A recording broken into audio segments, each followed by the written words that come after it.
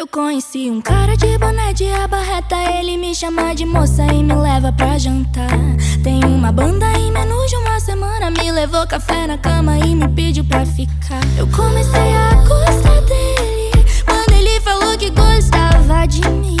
Em 24 horas tudo muda na história. Claro que não era hora de se apegar assim. E mais uma vez eu me apaixonei num fantasma. Assombrou a minha casa e depois ele sumiu.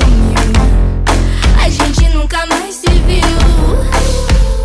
Fantasma assombrou a minha casa e depois ele sumiu. A gente nunca mais se viu. Andando de mãos dadas, madrugada me mostrou aquele lugar que ele disse que queria me levar.